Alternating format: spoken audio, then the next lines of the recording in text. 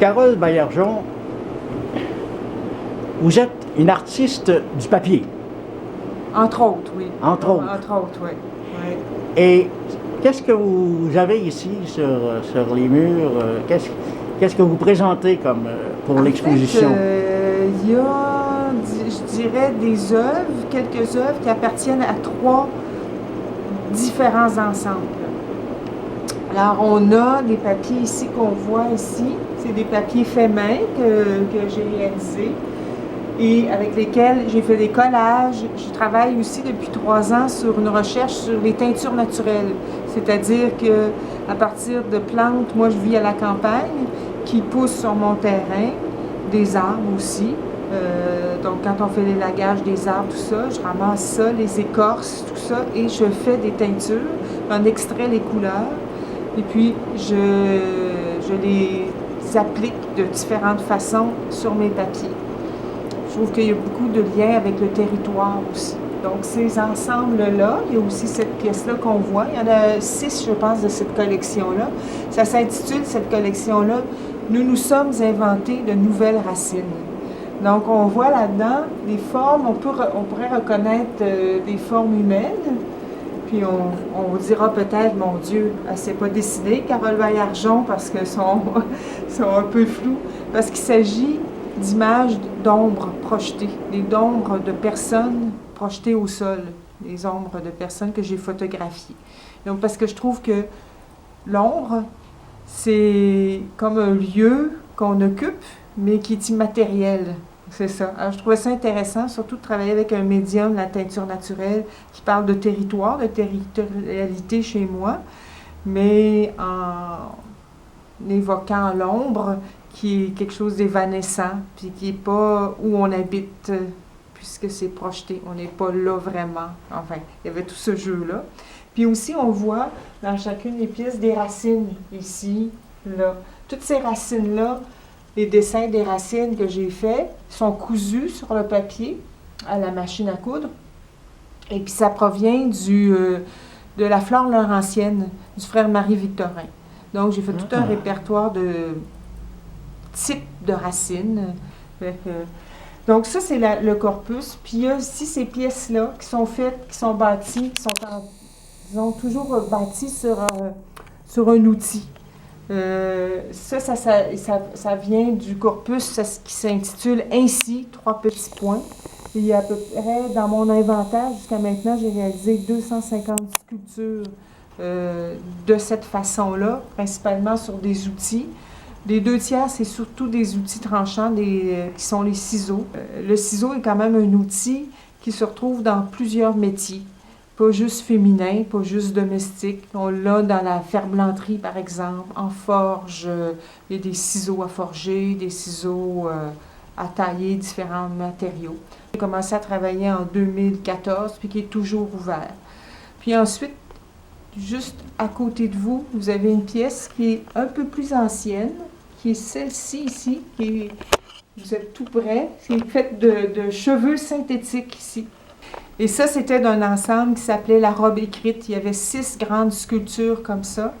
Et ces sculptures-là étaient en différents matériaux. Quand vous m'avez demandé, je suis artiste du papier, mais à partir de cet ensemble-là qui a été exposé pour la première fois en 2002, là, c'est que la matière, je dirais que quand je choisis une matière, c'est qu'elle participe à la compréhension de l'œuvre.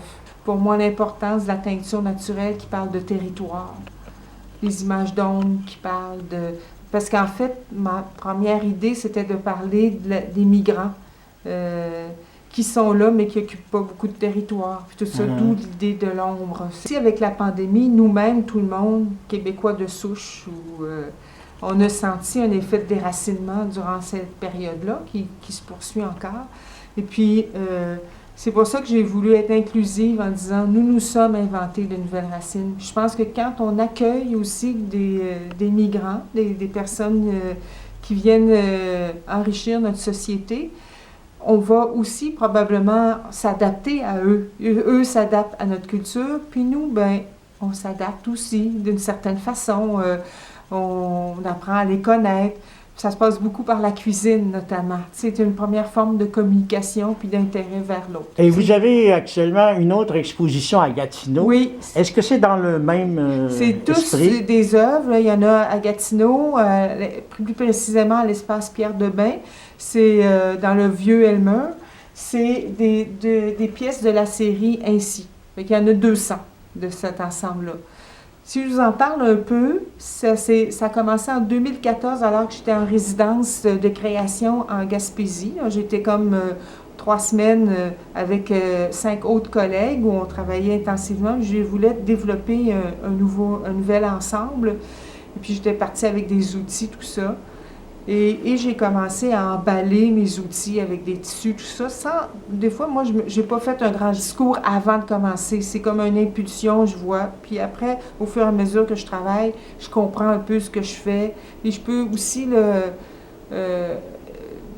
en faire des liens avec l'actualité. Et c'était justement en 2014, j'avais au fédéral Stephen Harper, au provincial M. Couillard. Et au provincial, on parlait de, c'est pas restructuration, mais enfin, ça veut dire compression budgétaire.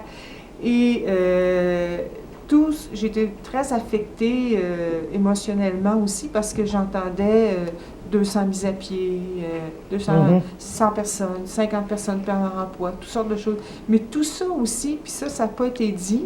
On avait 2 gouvernements dont le souci était de baisser le déficit, souci premier, tout ça, au détriment de beaucoup de personnes. C'est la numérisation, la technologie qui aussi enlève ou disqualifie des personnes. Et juste, j'ai compris ça aussi. Donc, il y a beaucoup de métiers où les gens sont plus qualifiés parce que maintenant, ça prend un ordinateur pour réaliser. Même en ébénisterie, là, dans des ateliers d'ébénisterie, il y a toutes les composantes qui sont faites grâce à la numérisation, puis ces nouvelles technologies-là. Ici, on voit beaucoup de petits points de couture. C'est un peu comme des blessures,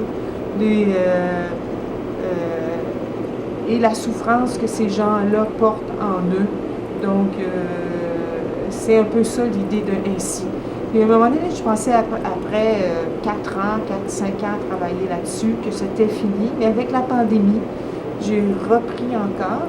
Mais il faut dire aussi, je n'ai pas dit que j'ai commencé avec victime de coupure, mais c'est le nom changé pour éprouver. Hein.